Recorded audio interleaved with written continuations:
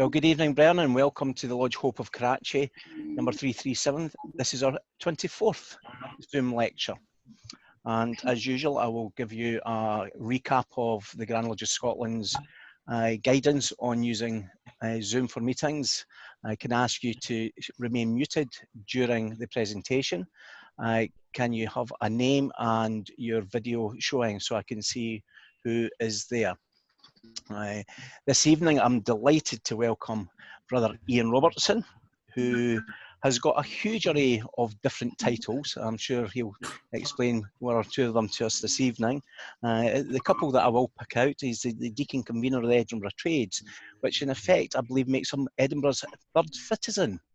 A very important role in the pageantry of that great city.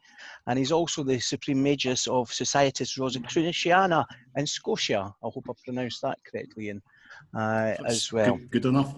And we're delighted to have you along here this evening to give us an interesting talk on the Blue Blanket and its connections with Freemasonry.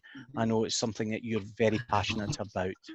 Absolutely. You should be able to share your screen, and I will hand over to you, Past Master Robertson. See, can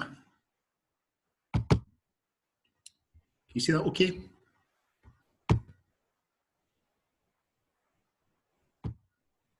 Yes. Right, you can see that okay, fabulous. Thank you very much, Brother Gordon.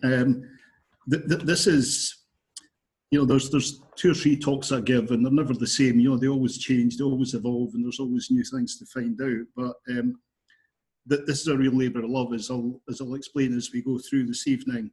I joined the craft in 1988. My mother lodge is Lodge St Kentigern, Pennycook in West Linton, number 429 on the roll of the Grand Lodge of Scotland.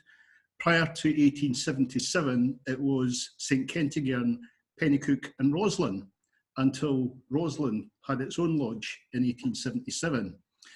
We were formed in 1864 by 2 sponsor lodges, Journeyman Masons number 8 and St Clair 349, based here in Edinburgh.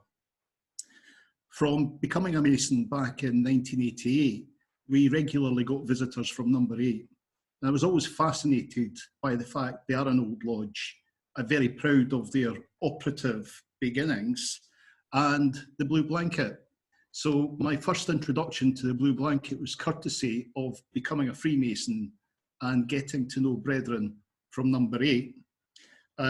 If I cut a very long story short, brethren, I'm not an academic historian, but I know what I like, and it's like history with a bit of a twist or with a bit of a mystery.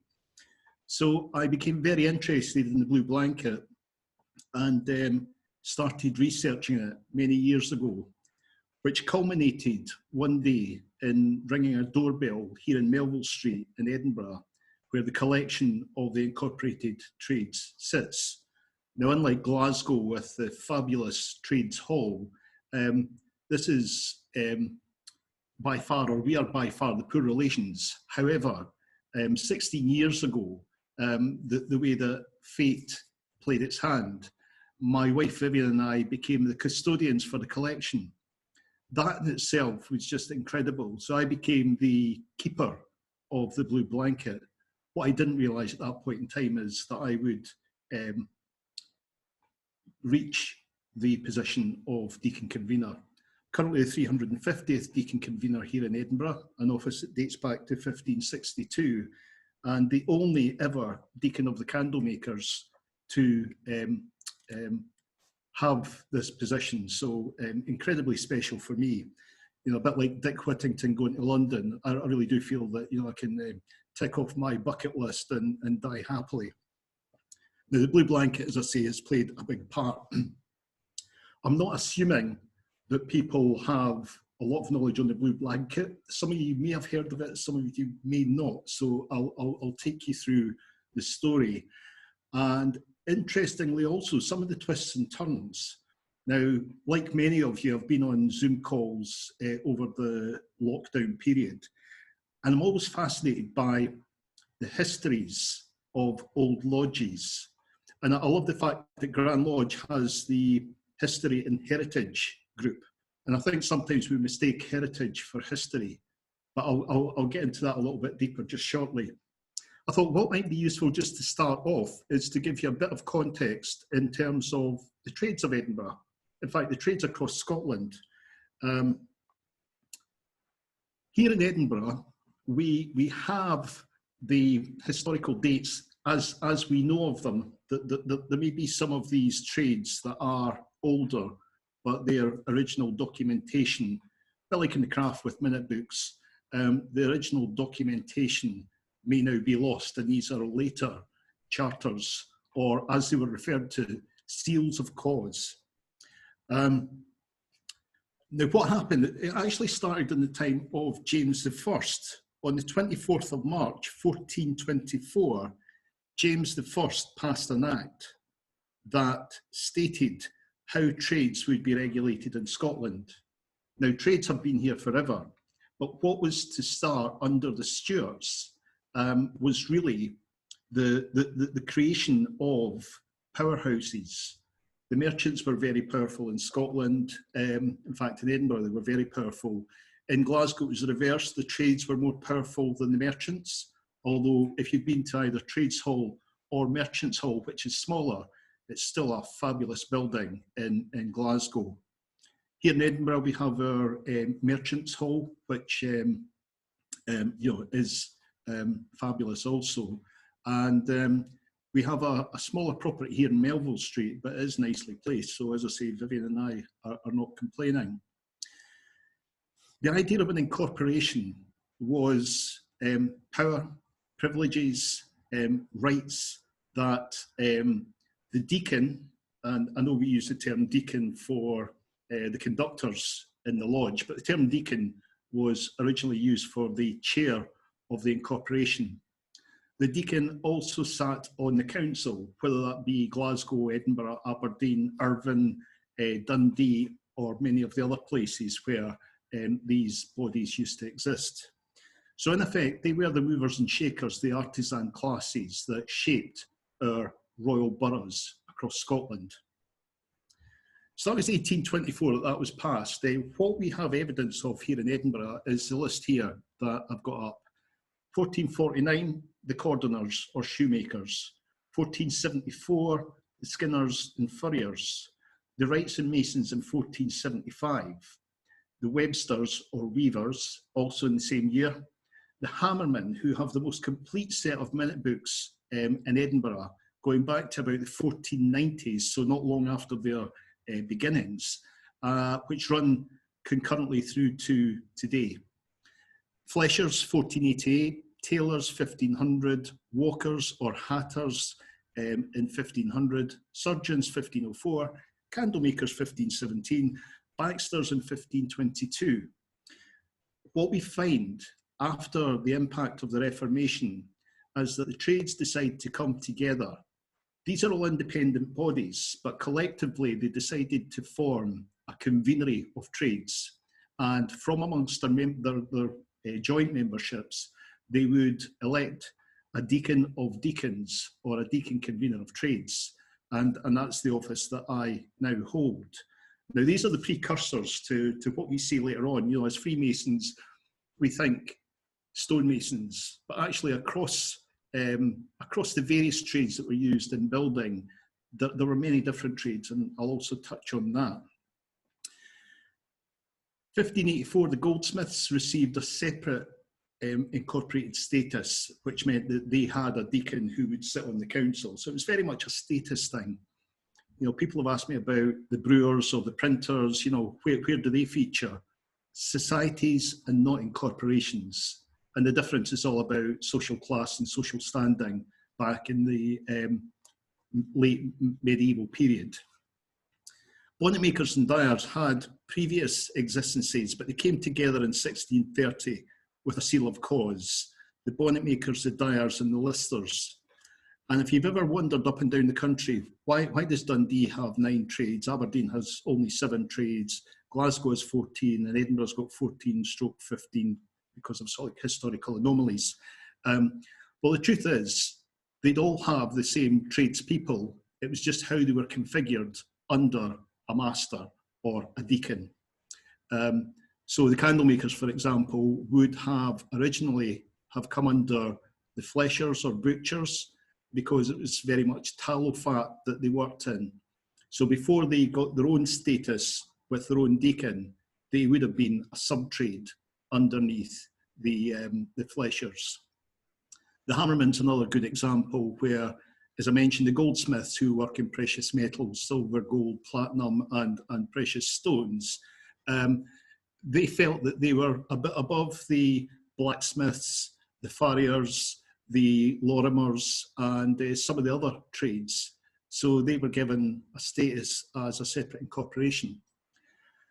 Now that I've told you all that, put all that to the side, because the pecking order is not based on how old they are. And that's maybe something that is controversial sometimes in the debates about who's the oldest or what number's the highest or whatever within the craft. The decision in the case of the Trades of Edinburgh was made by the King. So this is James VI, who, although the book is 1683, the original Act of Set, as it was called, was 1583. Now this is obviously before he becomes the joint king of Scotland, England, and the beginnings of what became Great Britain. It's also before it's alleged that he became a Freemason by his own desire before heading down to London. I think that was around about 1602, before the Union of the Crowns. Now that's interesting because number 3, Scone and Perth, they state that from the minute book, the first minute, it's 1674, I think it is, and it refers back to 1602. But the historical documentation that I've come across, or others, Barry was mentioned, I think, Barry, you came across this, he became a burgess. And this is where, when we look into trade histories and Masonic histories, you know, the waters get really muddy, and it's very difficult sometimes to separate the two. So it seems that he became a burgess of one of the trades of Perth. Now, for them, that would have been a great thing, because to have royal patrons, a bit like today, the Merchant Company in Edinburgh, Princess Anne is their patron. So it's good to have powerful people as your patrons. We know later on in Edinburgh, and I'll come on to this shortly, when Prince Albert, before becoming King Edward, came to Edinburgh, he was made the patron of the Scottish craft, which featured the blue blanket, but more on that shortly. This is the Trades of Edinburgh as they stand today. The surgeons, number 1. The goldsmiths, number 2. Now, as I say, the goldsmiths, they came later.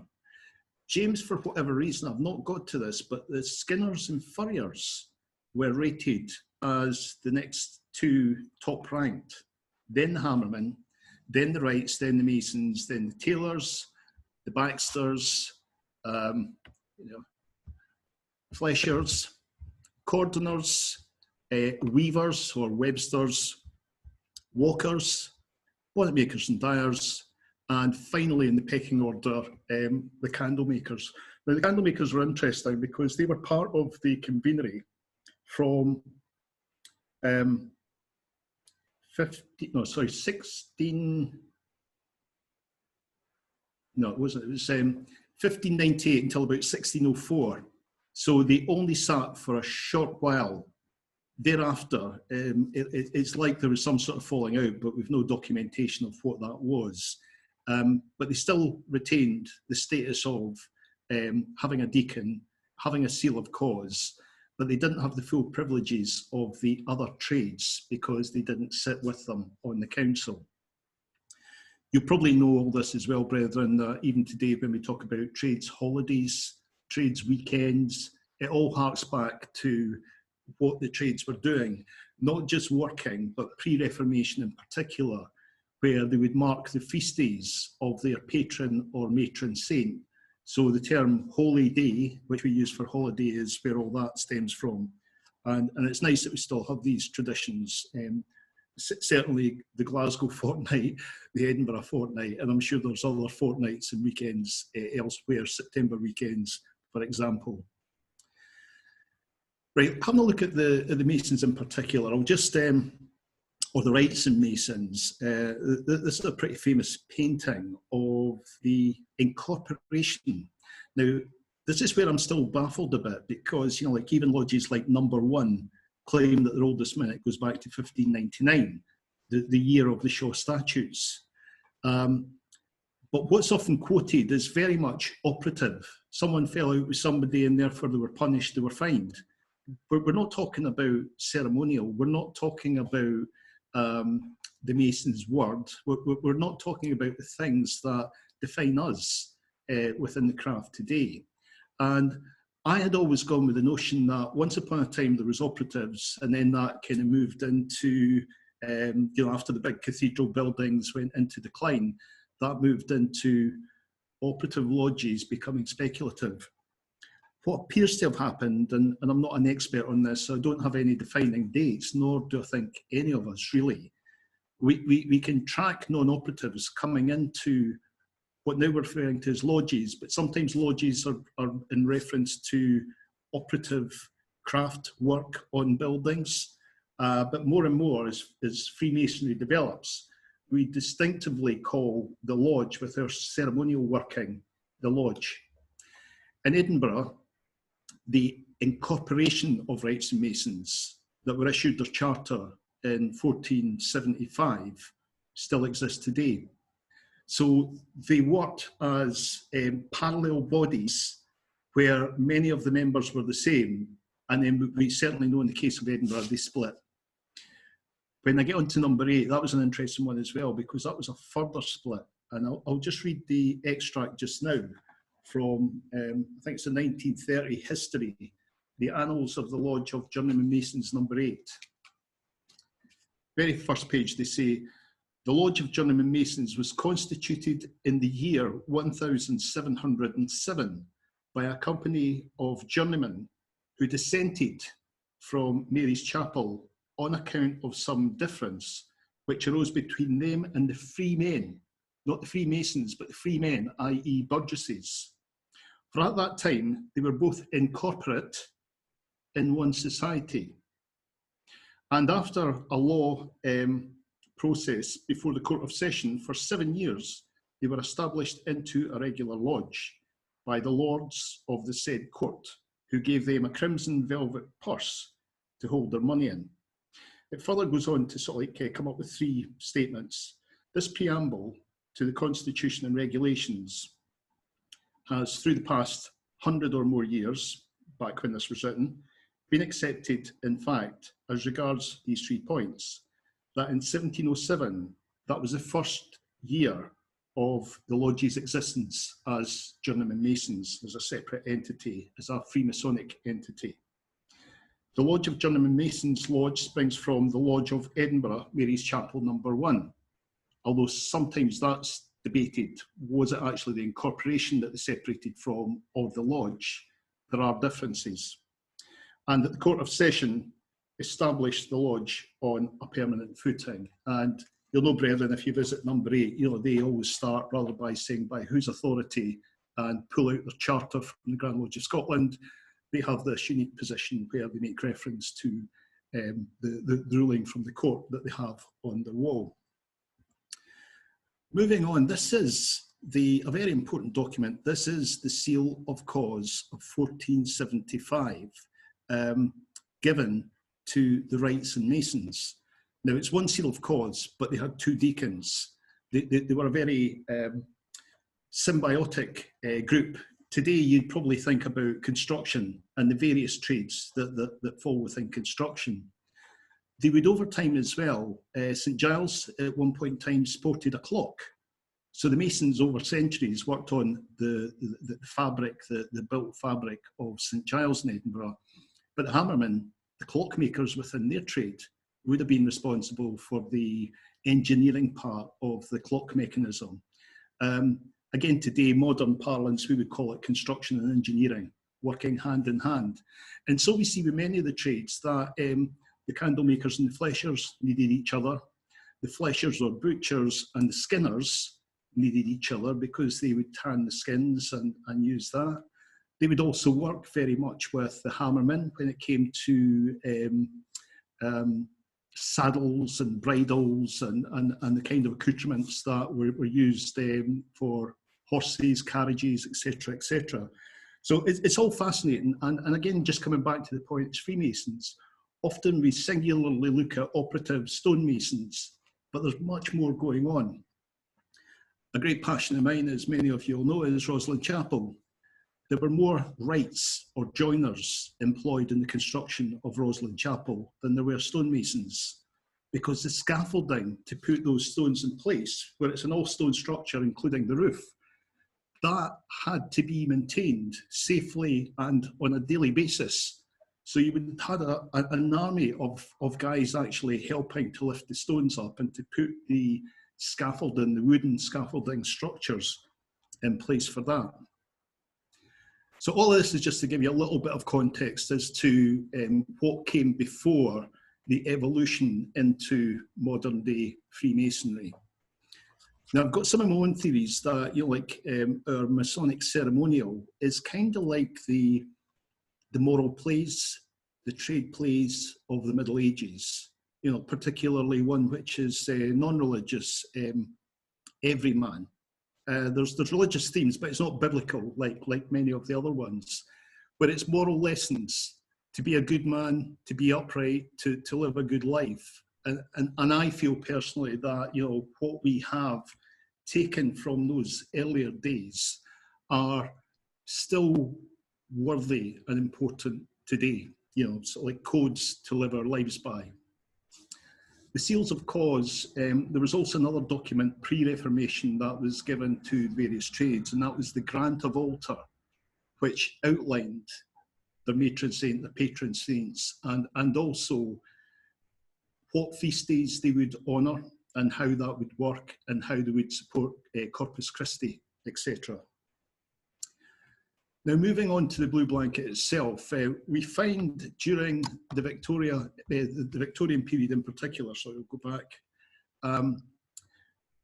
19th and 20th century, this was so well known. Early 20th century, once we get further into the 20th century, it's almost forgotten, the blue blanket. So here in the 21st century, I've been part of the group here in the Incorporated Trades that really wanted to bring this back into the public psyche. Now, number 8 know the blue blanket very well, and if you visit there, and I've got an image that I'll show you just shortly, you know about the blue blanket. This is their old tie. I put this one on. They've got a newer one that's got stripes and it's got other devices, but I quite like the plainness of their earlier tie. This is a blue blanket that we had commissioned for members of the trades. The blue blanket is technically the banner of the deacon convener, but it's more particularly referred to the craftsman's banner of all Scotland. It's not just an Edinburgh heritage, but it's a capital city. That's very much where the kind of tradition arose. The painting that you can see, I think to your left, as you look at it, is James III and his Queen Margaret, who was Princess Margaret of Denmark. He was an interesting king. In fact, many of the Stuarts were. He wasn't the most popular king. It's kind of thought today that he was probably a gay man. He spent his time in Edinburgh, she spent her time in Stirling Castle, and it's artistic license, but the child in the corner with a lady in waiting is supposed to be the future King James IV, and we'll come on to him in the next painting. James III, basically controversially did things that really gave many of his nobles a difficult time, the Douglases in particular, who were very powerful. So in 1482, it was said when he made a stonemason, actually, the Earl of Mar, that was just a step too far, and they killed the guy. Now it's kind of speculated now that this was maybe one or his lover, but the chap was killed. King James was imprisoned in Edinburgh Castle. Tradition says 9 months, but it may not have been any longer than 9 weeks. the artisan classes got together, i.e. the trades, and skillfully negotiated terms for his release. His wife, the Queen, and her ladies-in-waiting renewed a banner, which tradition states goes back to the Crusades, but that's extremely questionable if you speak to academic historians. It was first written down in 1722 by a man called Alexander Pennycook in what was called an historical account of the blue blanket or craftsman's banner of Scotland. 1482, we're not sure. We've no documentary evidence that exists, but it's a strong tradition. And if you go to the City Chambers, City of Edinburgh, City Chambers, this painting by Robert Hope was painted in 1912. Round about the same time, maybe a bit earlier, in the European room in the City Chambers in Edinburgh, the Council Chambers, there are a number of scenes from Scottish history. And the one here to your right, as you look at the screen, a very despondent Randolph Murray, having returned from Flodden, where fathers, sons, brothers, nephews were slaughtered. Edinburgh in particular, the casualties were just terrible. So this is the day after the battle, the 10th of September, that he comes back to tell them the tragic news. During the Victorian period, there was quite a lot. There was poems written, there was paintings, and I'll show you a few more illustrations that really brought a sense of this great standard that defended the monarchs over the centuries, or tragically in this case, didn't, but the standard was returned. Here's one from a man called William Ayton. This was marking the 350th anniversary, along with other battles, in a book that is called The Lay of the Scottish Cavaliers. And these are pretty epic poems.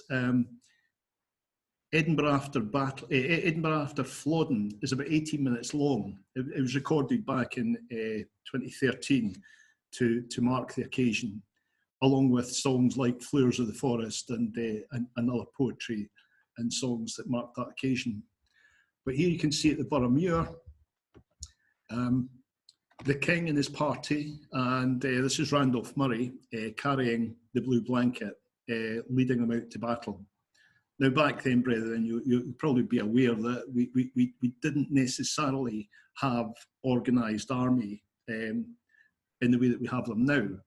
Whenever there was a challenge to the capital or a challenge to Scotland, you would get the able-bodied men together and leave the children, the women, and the elderly behind. When we think about Flodden, it was devastating for Scotland, certainly for the King James IV, who was such a promising king. However, when you think about the uniqueness of Edinburgh, where would we be with the walled city of the old town and then the new town without an event like Flodden? The paranoia in Edinburgh was terrible, so people thought that the English would come and take the capital city. So the Flodden Wall was created. What that also created over the following centuries was a dirty, inhospitable place for many people. So we see many of the Victorian renovations in the Old Town. And I have to say, I was very disappointed when I found out that a lot of the Old Town's not as old as I actually thought it was. You know, it was knocked down and rebuilt in Tudor styles or in historic styles. Then the character of the new town. The blue blanket features through all of this, as I'll kind of take you into just now. And then, what's the link with number 8, which really intrigued me, and I got to the bottom of it. Here's another couple of pictures from that publication, quite striking. Randolph Murray, head down again, really despondent. The elderly deputy provost who was standing in for the provost at the time. Later the title changed to Lord Provost, but back when Flodden happened, it was provost. So you could see the look on the faces round about.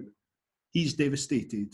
And as part of that poem, and again, probably artistic license, it was said that the king's body, draped over it to act as a shroud, was the blue blanket before being returned. And if you look at that, you can see stains on the banner, supposed to be the blood of the king. Number 8. Any of you who have visited number 8, have a look on the wall, and you'll see this is, oh, I don't know what's happened there, brethren. Lines have appeared. I don't know if they've appeared in years. Anyway, this is hanging in the lodge room of number 8. It was originally commissioned to go into Grand Lodge, the first Grand Lodge, the one that was created from 1850 and lasted until 1911. There's a similar sized painting, which was also commissioned, it's by the same artist, which hangs in Hill Street, Mary's Chapel. Now, the two of these were gifted, and when it came to the point where Grand Lodge was to be basically rebuilt, the lodges were approached and they were actually asked, do you want your paintings back? Otherwise, we'll be knocking it down with the construction work that's going on. So both lodges retrieved their gifts and they now hang in their own premises. With this one, you can see the blue blanket, and this is actually the occasion of Mary Queen of Scots. Her third marriage, which was a bad decision, as we know, and there was basically outcries in Edinburgh, but true to their commitment to the monarch, when the blue blanket is raised, then the trades gather around to support the monarch on this occasion, Mary Queen of Scots, where she was taken from Cardinal Beaton's palace, the site of which is now the lodge in Blackfriars Street, after it was demolished and the street was rebuilt. Blackfriars Wynd originally, then in Blackfriars Street. She was taken from there to the Provost House before what really turned into the fateful steps ahead, where eventually she went down south and was executed. Okay, so let's fast forward a little bit into more modern times. Edinburgh and indeed Scotland kind of felt a bit left out, you know, after things like the 45 and the union of the parliaments, in particular 1707. Kind of felt like a bit of a backwater, that we'd been forgotten, that the powerhouse was London. And what about Edinburgh? The first monarch to visit in over a century was George IV, and the occasion was orchestrated by brother Sir William Scott. Walter Scott, Sir Walter Scott. In its day, it must have been something to see. The king arrived at Leith, came up Leith Street, and the crowds, I'll show you an image just now, but the crowds were incredible. And apparently on the occasion, everybody was dressed up in their finery, and this whole idea of the tartan and shortbread image of Scotland created by Sir Walter Scott was more than just tartan. You know, like trades were ordering fine outfits, you know, for their officers and new standards. And that wasn't just the trades of Edinburgh, which I have to say, brethren, is Old Town Edinburgh. The trades of Canongate and Leith and Canongate, which were different. Canongate was a separate place outside Edinburgh. There was Portsborough, or the Westport. They had their own trades.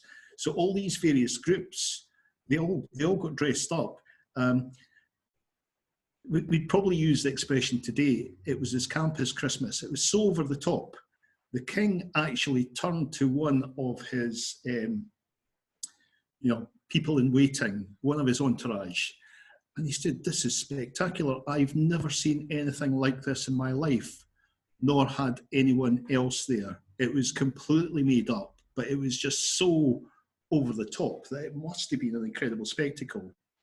Now, from a book that was produced with the blow-by-blow accounts of where the king went, what he did next, who he met, and the pecking order of the various trades, whether that be Canongate or societies, they all had their place and they were all lined up, and it was all an incredible spectacle.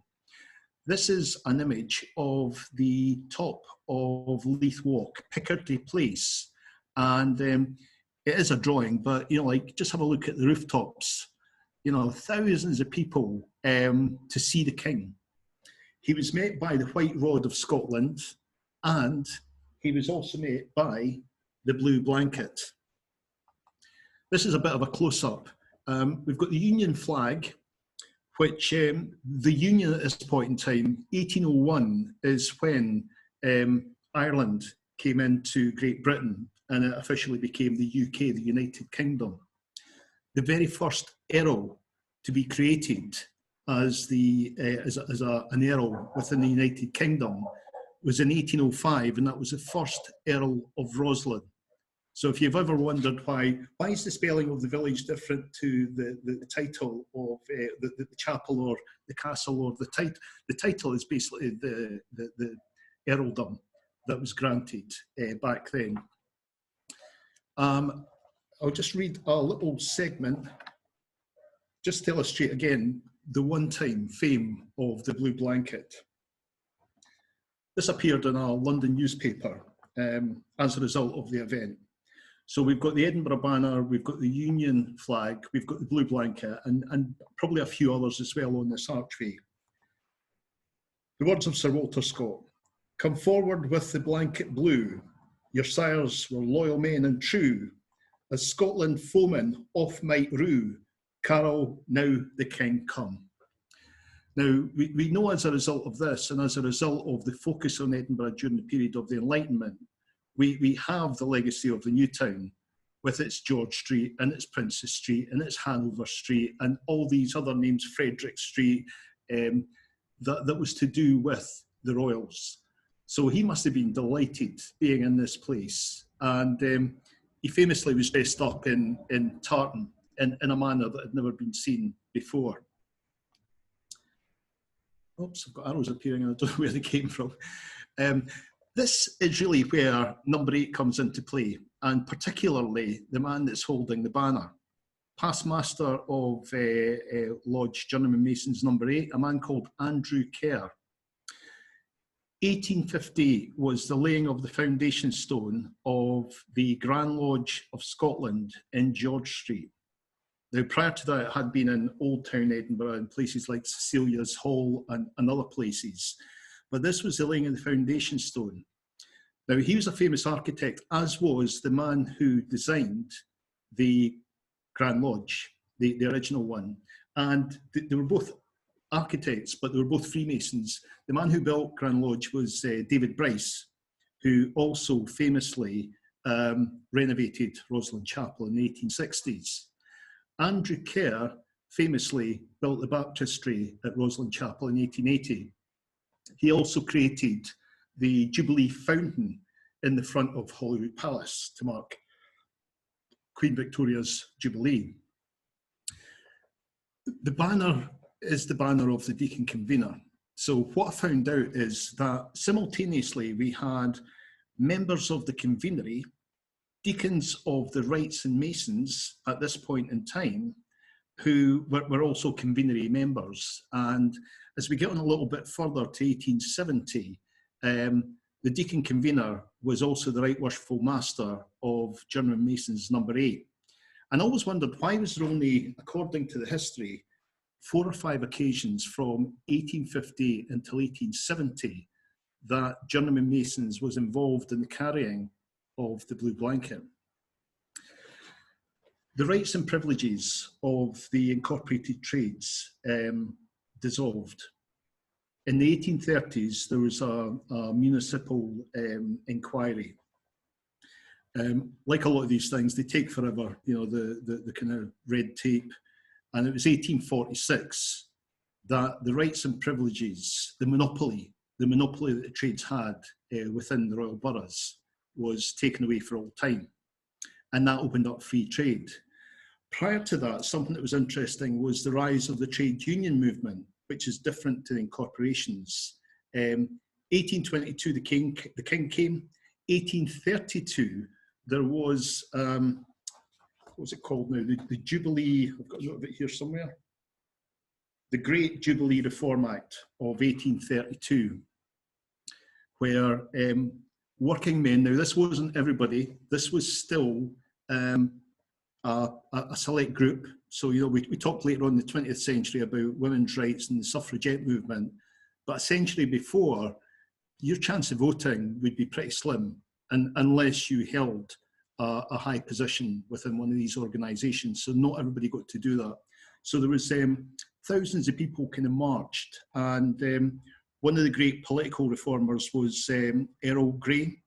We have an Earl Grey Street here in Edinburgh named after him in thanks of his part that he played. So we've had a point in time where we're seeing the decline of the incorporated trades, but we're also seeing a point in history where the rise of Freemasonry is meteoric. And there's a real desire to make this connection with the past. So that's why I'm saying, you know, like sometimes our histories are a bit muffled, because there's elements of the incorporation in some of the histories, as well as the lodge and whatever lodge it was, their kind of rise to prominence. So Andrew Kerr arranges for the Grand Master Mason, who we can see here, who in 1858 was the Duke of Atholl. Now the Duke of Atholl still holds the record as the longest reigning Grand Master in Scotland, 22 years. I mentioned that to a previous Grand Master when I think he had hit about 8 years. I said, you've got a bit to go. And in a very polite manner, he told me to F off, which was interesting. 22 years, quite incredible. Now, the occasion of the blue blanket being out happened on a number of occasions. The Grand Master, before his death in 1864, was also there with Andrew Kerr and the brethren from Journeyman Masons, where they headed up the procession to the laying of the foundation stone of the National Monument, the Wallace Monument. Now, you go to the Wallace Monument and there's nothing there, but there is documentation if you look into it, and it'd be really nice for us to get Freemasonic and trade awareness out to the masses that visit that monument on an annual basis, or did before this year. Now, sadly, he dies in 1864, and a monument is created, the Logarithm Monument, where again, there's Masonic processions, there's all the ceremonial around the laying of the foundation stone for that monument, and number 8 head the party. The final two occasions, 2 foundation stone laying ceremonies at the new Royal Infirmary, as it was here in Edinburgh. We've now got the new, because there was the old infirmary in Old Infirmary Street, then there was the new infirmary, which has been developed now, and the new hospital has been built on the outskirts.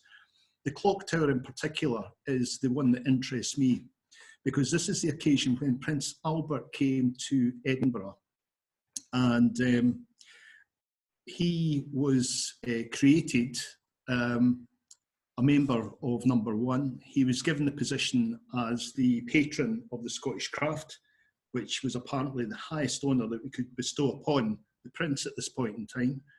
And Journeyman Masons, again, led the procession as the operatives, the operative lodge that carry the working tools for Grand Lodge. What they created back then, they still hold as office bearers, but I don't think these offices are recognised by Grand Lodge as such. And that was what they call the Prince's Guard. So along with deacons and wardens and inner guards and the master, they have members of the team that are referred to as the Prince's Guard, that relates back to that occasion in Edinburgh, where the procession was incredible.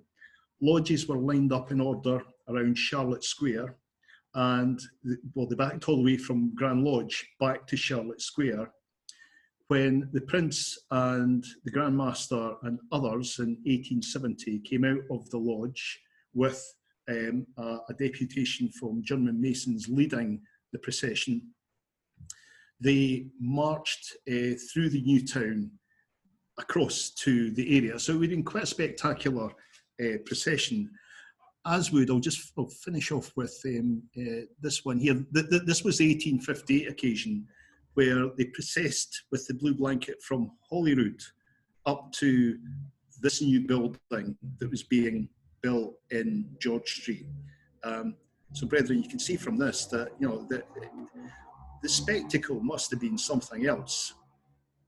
That's just blown up. You can see all the banners there, but the one that took pride of place was the ancient blue blanket of the craftsmen of Scotland. 1870, when Thomas Field was the Right Worshipful Master of Number 8 and also Deacon Convener, he had, along with Andrew Kerr, orchestrated all these occasions where they'd taken possession of the blue blanket. Andrew Kerr also very kindly, along with brethren from Number 8, funded a case for the blue blanket to be stored in, which we still have today, designed by Andrew Kerr, the architect, past master of Number 8. But it was the Watt brothers who went to work in America that actually put the money forwards for the case. But there was a bit of a dubiety, and I've picked up from convenery minutes that some members, some deacons were not happy because they had not been consulted.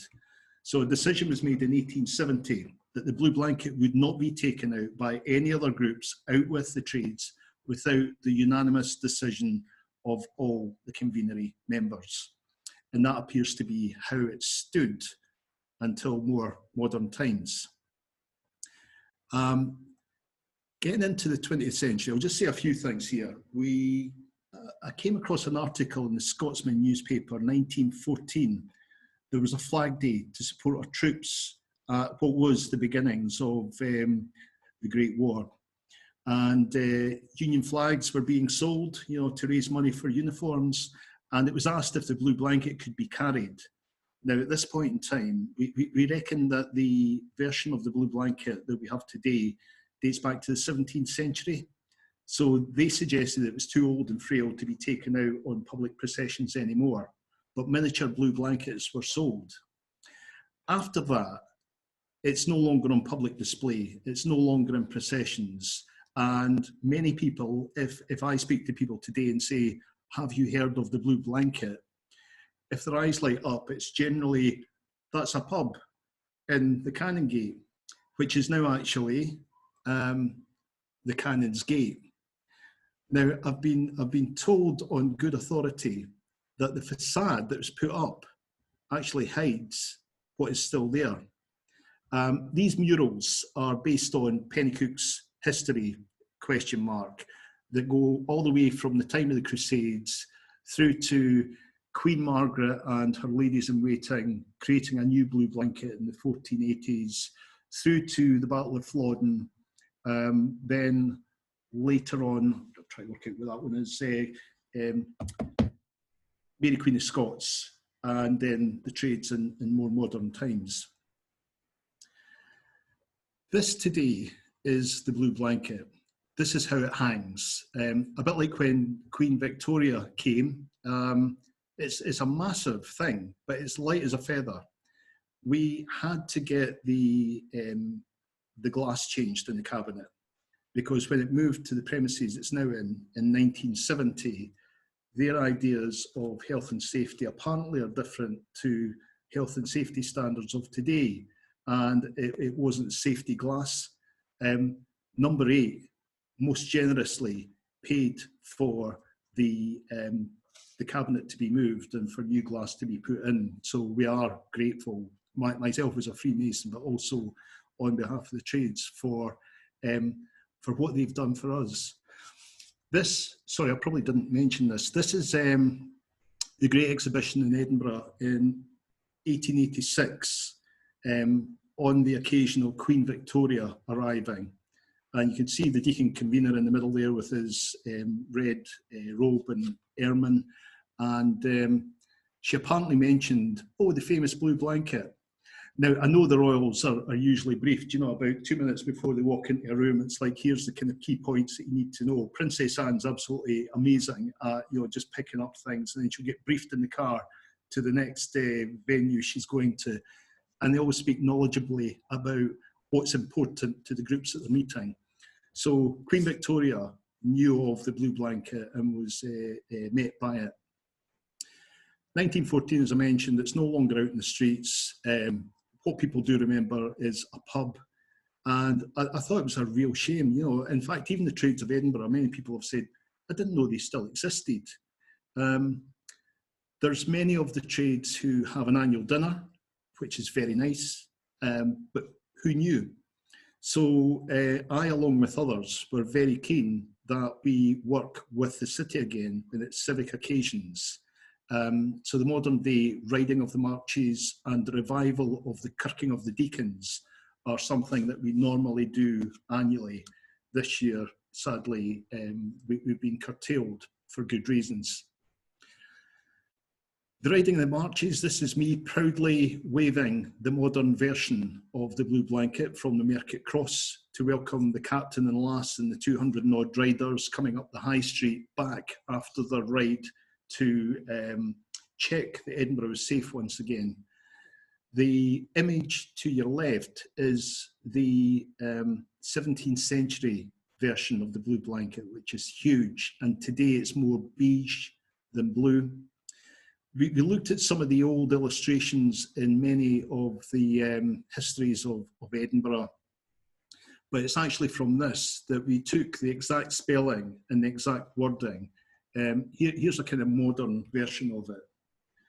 Fear God and honour the King with a long life and a prosperous reign, and we that is trads shall ever pray to be faithful for the defence of his sacred majesty's royal person till death. And that was quite literally the case if we believe that this did go to Flodden. The first recorded evidence that we have in minute books is from 1540, and even then it's been stated as something that has standing as opposed to, oh, we've got a new banner in 1540. So it's very, very possible that the traditions have a basis in truth. We've just no extant evidence that we've come across yet in modern times. The crown in this version is maybe slightly different from the version that we have, but this is a copy of the crown in the Honours of Scotland. So, you know, this is representative of the historical crown.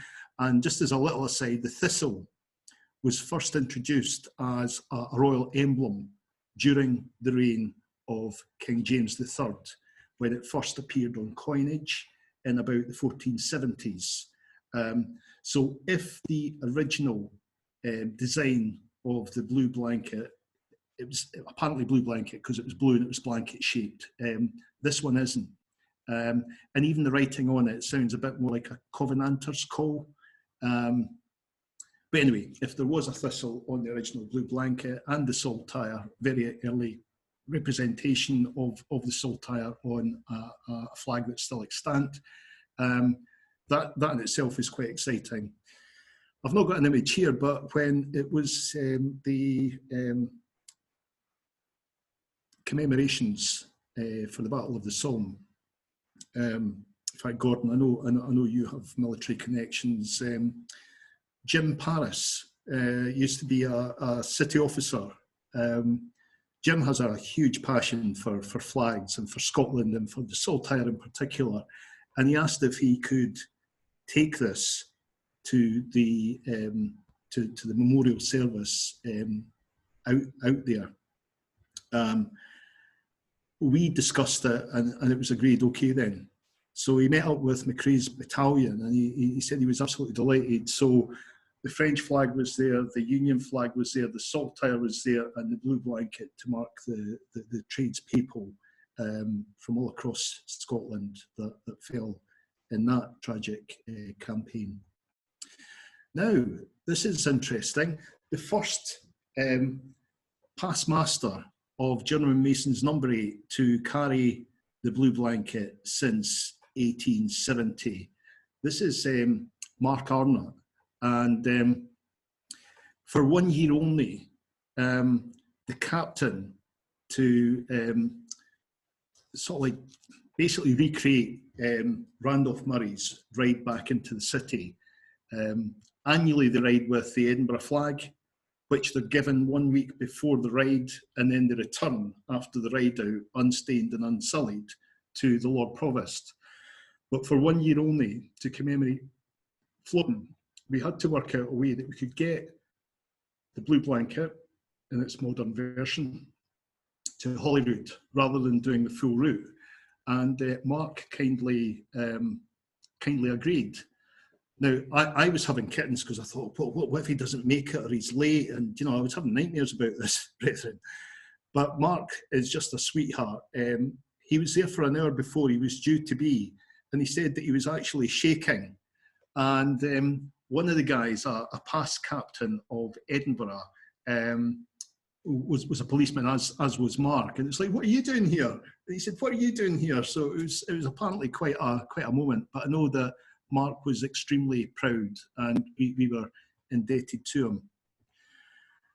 This is the captain of that year, Stewart Nickel, coming up the high street, as proud as punch. Found out as well that Stewart has a tattoo of fear God and honour the King with a long life and a prosperous reign that he's had for many years, so he's another blue blanket enthusiast.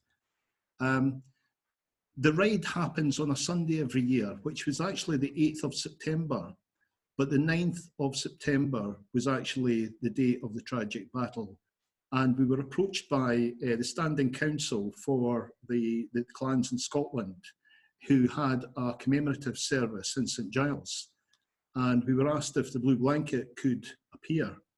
Now, I was massively honoured. Since we brought the new version back, I've carried it until I became the deacon convener, but I plan to revert back to that role once my office finishes. You know, it's just something that I've had a personal interest in, that I really have an infinity. You can't actually see me, but that doesn't matter, brethren. I'm at the back holding the blue blanket, but it was quite a moving service, I have to say. This was one of the newspapers where Lord Provost is up front, Dean of Guild, Lord Dean of Guild behind him, along with the then Deacon Convener Michael Howe. And I've got a lone piper, a very serious look in my face, you know, wanting to get this right on such a solemn occasion. What most people don't know is that we had agreement with the city that when the service finished, the blue blanket, which can be carried but it can also be flown, flew at half-mast from the city chambers for a day, because it was a day after the battle that news returned. So on the 10th of September, this flew all day at half-mast. I don't have an image here, but I do have an image of it, which for me, again, was pretty significant. This is the sort of pomp and ceremony that we have, where you've got the Lion Court, you've got the High Constables of Edinburgh, and again on this occasion it's myself with the blue blanket. This is Gordon, currently our officer, along with the banners of the incorporated trades. Apart from anything else, you know, it's a real spectacle, it's a splash of colour, but for me it's keeping traditions alive, which I'm sure you'll agree, brethren, is really, really important. Now, we don't live in the 15th century or the 16th century or even now the 20th century. So I do think that we need to make sure that what we do is fit for purpose. And there's many, many discussions and debates about how we do that within the craft. I would say a lot of the work that's happened over this crisis has really taken a lot of people to the fore, where people have seen what Freemasons do. You know, some of the work around food banks and such like has been phenomenal. In the trades, we have supported a number of charities to do just that, to you know, feed people who needed cooked meals delivered or needed donations from food banks dropped off, particularly young people. We have a charity that dates back to 1704, set up mainly by Mary Erskine, who also set up the Merchants' Charity. But today, rather than just girls, it supports boys and girls. So in Edinburgh, we've got a damning figure of, I think it's nearer 1 in 4 now, are in child poverty. Some of the worst figures in Scotland, which is really damning for the capital city. Just to finish off, this was, for me, one of the finest moments of all the things I've been involved in at the Kirking. We have our AGM where we do the business and there's the handover, but the formality comes in when we're actually blessed along with the other deacons of all the trades. So this is myself with the Lord Provost and then Lord Dean of Guild. Lord Provost, originally Alderman, then Provost, then Lord Provost, goes back to the 1200s. Lord Dean of Guild, 1403, so 1562, as I mentioned earlier, is the deacon convener when that role first started. And brethren, thank you very much for your attention. I hope I've not been too long with that. And if there are any questions, I'm more than happy to take them. Ian, thank you so much for a really fascinating insight into the Blue Blanket, its connection with Freemasonry and its connection with civic life in Scotland. You touched on the Standing Council, the clans and their service at St Giles. I was privileged to be there, Ian, and I witnessed you carrying the flag, and I took my father along, and we were just talking about it at the weekend because I then took him down some of the hostelries that had been in Edinburgh for 300-400 years, and I think he enjoyed that day. But I think on the call, on the presentation this evening, we've got a couple of people that were there. Tom Edgar is one of the city officers, and Tom's here. And I know that the work that I do with Poppy Scotland and Legion Scotland, with the civic side of the city of Edinburgh, is so important for that. And it's really good to see Freemasonry being back involved in that as well. And the other person I would like to comment on, I saw that Barry Miller, who's here this evening, had broken the barriers to take your photograph and get close to the standard bearers there. So we maybe need to look at fining Barry anyway. But we do have a few questions for you, Ian. And the first one is from Bob Potter, one of our enthusiastic historians as well. And he's asking, why is it called the Blue Blanket and not the Blue Flag? The statement that was made by Alexander Pennycook when he wrote about this in 1722, when he claims to have looked at documents and had them authenticated, but if they did exist, they don't exist today.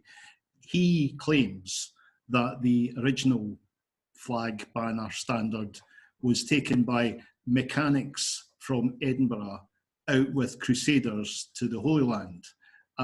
He even goes as far as saying it was the first banner to be flown from the city walls when they were retaken from the Saracens, and it was blue and blanket shaped, and that's the sum of it, really. That's where it came from. Okay, we've got a comment from Duncan Mulholland. You spoke about the laying of the foundation stone of the Wallace Monument. The Operative Lodge of Airdrie, number 203, opened a meeting, adjourned the meeting, and walked through the night to assist at the laying of the foundation stone. And they returned to Airdrie and then resumed the meeting, concluded the business, and closed the lodge. Tremendous. I've got a publication here, sadly out of print, but to mark the occasion, Plodding in the Blue Blanket. And I had kind of researched some of the more modern parts, the Masonic parts, if you like, the Freemasonic parts, and the occasions it was taken out. As you're asking more questions, I'll have a look through, because it was quite incredible, the number of bodies that all gathered together at what do you call the site, the Craig, I know that, yeah, out Stirling. So, wait, somebody will tell us. The past provincial Grand Master of Stirlingshire will put it in the chat because he's a local, no doubt. No pressure, Slider. So another question from your good friend Peter Taylor. Pennycook makes some outlandish claims and also makes a few mistakes in his book, not least the links. Absolutely. Not least the links with Pope Urban II and King William I. The Blue Blankets history itself is fantastic without any additions. Many of his claims appear in Masonic. Do you think Pennycook was trying to create a tradition, history, and failed, or did he genuinely just make mistakes? What we take as academic historians today and what was written as history in years gone by can be two different things. You know, we know from our Scottish history, you know, Robert the Bruce with the spider, which is probably completely made up. Douglas with the heart of the Bruce, throwing it into the Saracens before they charge forward to instant death, comes from a poem. You know, so we have an oral tradition, and there may have been stories that Alexander Pennycook picked up on. I'm sure there probably was, but he's not a reliable historian. And the early stuff, there's no evidence to back it up. As I mentioned, even 1482, we take as being the tradition, but we can't prove it as history, nor 1513. But there's a body of evidence now in terms of writing and references and pictures in particular. You know, the Victorians were really good at this. You know, like these are quite incredible paintings. And I know you've seen them, Gordon, as will many others. Tom in particular sees them on a daily basis, or did. You know, they are quite stunning. And you know, it's even like in the craft, we talk about our traditional histories, which aren't meant as histories. They're meant to be moral truths, signposts, things that get us thinking. So I don't know if that has anything to do with the tradition, but certainly Pennycook, I agree with Peter, not reliable in the early accounts. Your other good friend Barry Miller suggesting that there's a book in the making here to raise some funds, and he also puts a question to you. Is there any coincidence that the exclusive privileges of the trade ceased in 1846, the same year as the Second Shaw Statute was discovered in the same year? I don't know. I'd love to hear. I'd love to hear whoever's thoughts are on that and what they might think. We know that this happened across Scotland, and if you go to any of our museums, in fact, just sadly recently, Elgin gave up the ghost. They had a deacon convener, but nobody else. And we were going to help them because we thought, you know, that there will be local people that would be interested in keeping the trades going and really exploring what might the purpose of the trades be today. But he decided to give it up and hand the collection over to the local council, to the kind of libraries, the museum section. And I think that's a crying shame. You know, in Edinburgh, the trades, we have a real danger with some, the Cordoners, there's only 2 members left. But the very things that looked after the members now need to be taken through the courts to change them. You know, it's got to go through the court session. A couple have done that to open up their memberships, but at the cost of, I think, £20,000 in one case and £40,000 in another case. So, you know, I would hate to see any of the incorporated trades going out on my watch. We have a couple that have been revived. I mentioned the candle makers. We are a revival, and we had a big conversation around what would be the point. You know, why bring back the candle makers? But what we've done is we've made links with the London livery companies of wax chandlers, tallow chandlers. We do make candles, which is actually quite nice when we're involved in ceremonial work where, you know, we can roll our own using beeswax. So, you know, we can honour ancient traditions without claiming to be tallow chandlers, which we're not. Yeah, I think, well, I might come and speak to you about the candles. It's my mother lodge's 100th anniversary next year, and that might be a really nice touch to have specially commissioned candles for that anniversary. Do you know, we could even run a class where, you know, each of the office bearers could make a candle, and, you know, whatever blessings you want to put on them or whatever prayers you want to say, if there's lodge prayers, then, you know, that it's those little touches that for me are something special, rather than can you nip down to Marquis and get a packet of candles, whatever shape, size or colour they are. And I know many lodges try to get, you know, their livery colours, and in other lodges, you know, we use electric lamps. I personally don't think you can beat a good old No, beeswax definitely. candle. Yeah, I think it's IKEA for the nice blue for my mother lodge. There's a comment here from Sandy Thompson. To everyone, over 8,000 masons marched from the Craigs to lay the foundation stone of the Wallace Monument. I think it's Abbey Craigs is just Abbey coming Craig, to my mind. Yep. Yep. And so lots of congratulations as ever in here, Ian. Davy Park's waving at me, so I'm assuming he's got a question. Davy, if you'd like to unmute yourself and fire away.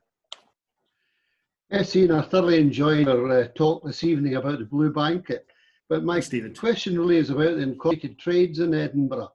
About 10 years ago, I joined the tailors. Oh, right. But unfortunately, most meetings were held when I was at work. Anyway, 3 years ago, I was asked to join the weavers in Irvine. And in old Irvineite, I'm happy to join. They have an annual general meeting every year, and they call it the Wee Pie. And when the incorporated trade get together, they call it the pie. So one of the things about tailors that stuck in my craw a wee bit, about 10 years ago, they tried to bring women into it, and that was rejected. But eventually, the women won. Now we have women in the tailors. Do you have women in the incorporated trades in Edinburgh?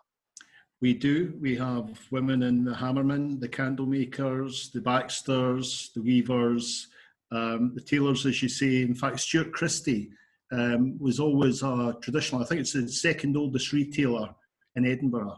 And it was a men's outfitter, and a couple took it over. And she started a line for ladies, and it's extremely tasteful. You also have what they called kilt makers in Edinburgh. Family members, the husband and wife, Kinloch Anderson. Kinloch Anderson are.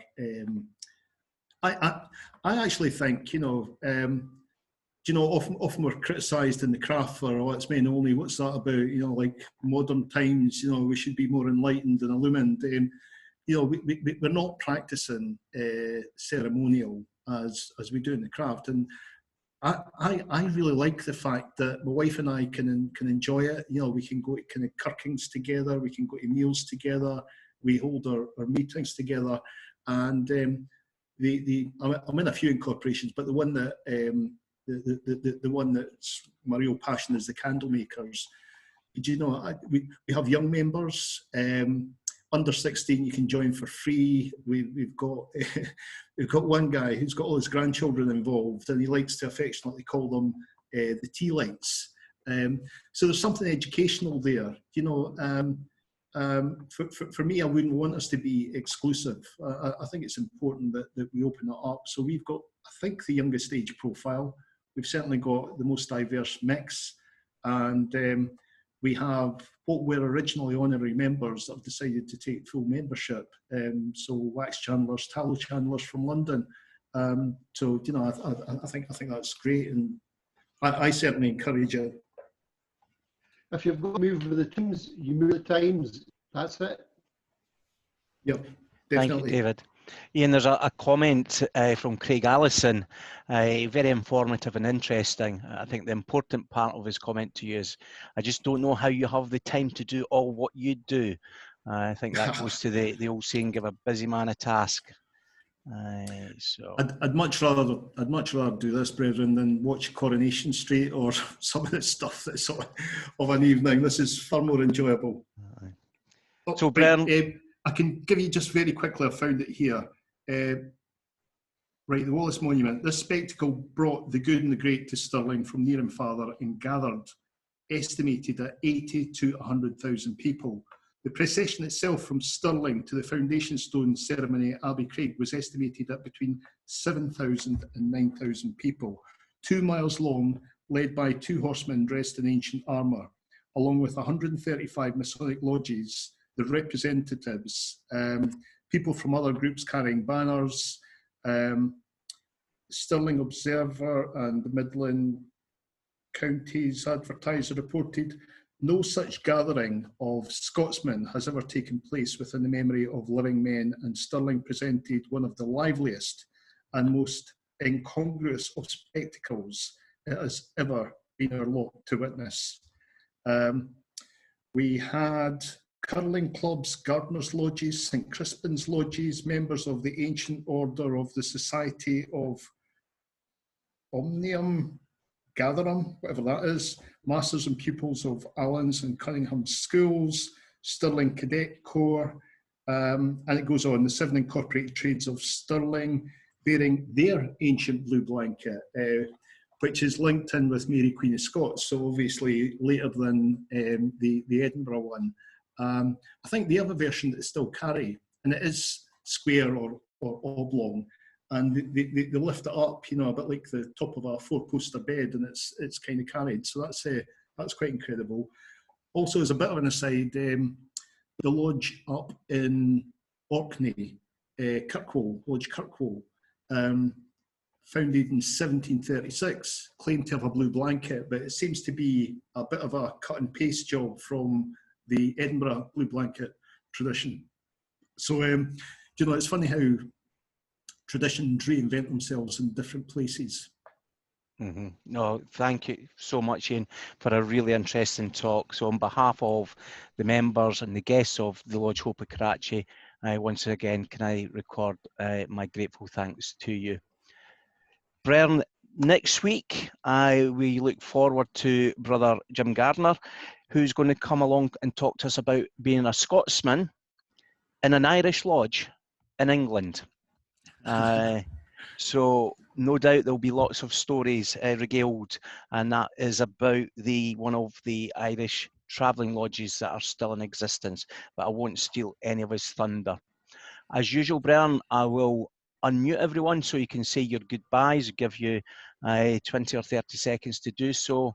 The conversation will continue on the Facebook pages of the Lodge Hope of Karachi this evening, and I've got a few things that I think I will add on for to keep the conversation going, Brian. Please sign the virtual tile. Please keep safe and healthy, and we look forward to seeing you next Tuesday evening. Thank you, Brian. Thanks, one and all. Thank you. Well done, an excellent talk. Just enjoying. Well done, Ian. Thoroughly enjoyed Thanks it. again, Even Ian. more so Cheers, than Jim. the Thank you private very much. meetings, Enjoyed it. Chairman. Well, great evening. Yeah, very good. Excellent. See you. Thoroughly enjoyed it. Thank you. Well done. Thanks. Absolutely excellent. Thank you. Thank you as well, Gordon. Thanks. Thank you, Ian. Thanks, Gordon, again. Cheers, Ronnie.